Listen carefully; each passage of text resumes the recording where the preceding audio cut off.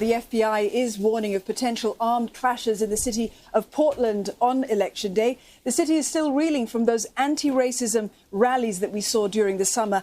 There are fears that the city may become a battleground for militia and protesters, and businesses in several cities that we've seen across the United States are already boarded up. They're protecting their windows and their storefronts in anticipation of potential nationwide rallies. A state of limbo, meantime, if there are delays in that vote count, well, that may also trigger unrest. We got over there, we're doing too. We got here, we're doing. We got down here, we're doing. Just in case for the election. We don't know about the riot, maybe we don't. All right, so safety. The White House has also put up a perimeter, a non-scalable fence around its premises. Police, meantime, in Washington say that a handful of groups, they've applied for permits to demonstrate over the next few days. Simon Marks joins us live now, right here in Washington, D.C. Finally, Simon, the day is here, but the mood, it's rather somber this morning, isn't it? Yeah, very much so, Dawn. I mean, not like any mood accompanying any presidential election that I've ever covered before in the United States. These things are typically a celebration of democracy all over America. The sense that the country's constitution is absolutely hallmarked by the possibility of a peaceful transfer of power. That's never been questioned by any previous president.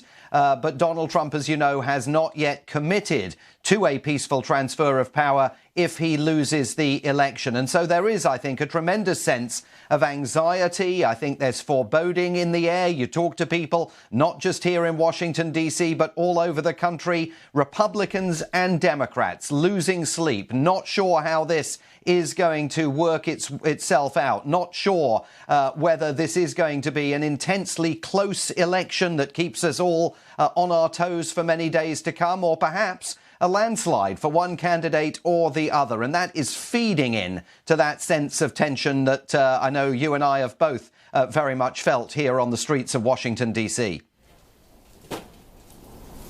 Yeah, everyone's going to be very eager to know the results of this one.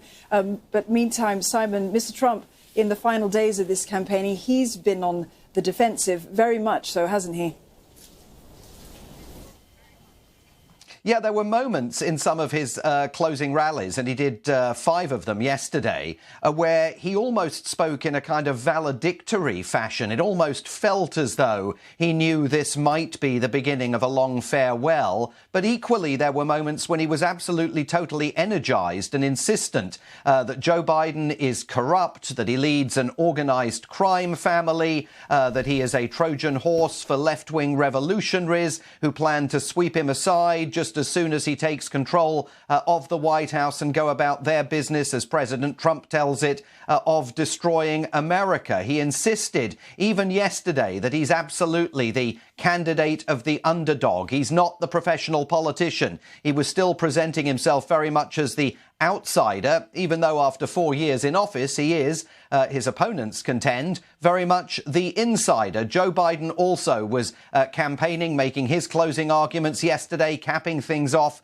with that appearance in Pittsburgh, backed by Lady Gaga. Barack Obama was on the road again for Joe Biden yesterday, insisting that the stakes in this election are absolutely clear. As the Democrats put it, truth over lies, science guiding the policy towards COVID-19, putting America back on the path to stability and, as the Democrats view it, normalcy. I think it's also important to underscore there's a third factor in this election, and that's the dissident Republicans, people that have given $39 million in the third quarter of this year to the Lincoln Project, that want to see the party return to some of its core principles. They have also been a factor in making life very complicated for Donald Trump in this election campaign. We'll find out just how complicated over the course of the next few hours. We will indeed.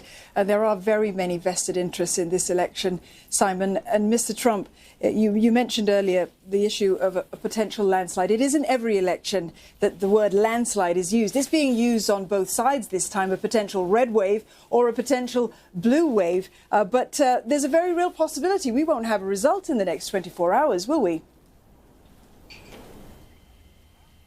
No, that is a very real possibility, and I think the word landslide is often far too loosely used on election morning here in the United States, especially given that we know in states like Florida and Pennsylvania that are going to be very, very important tonight. We think it's neck and neck between Joe Biden and Donald Trump in those states. I mean, Donald Trump's got to pull off a miracle again, as he did in 2016. He's got to hope that the roulette wheel spins in his direction. If he loses some of the states that he won back in 2016, Georgia, for example, North Carolina, maybe even Florida, if Joe Biden were to win there, then his path to the presidency would become absolutely perilous. I mean, almost so complicated that you'll be able to say that Joe Biden is on the brink of victory. But Donald Trump has pulled this out of the hat before.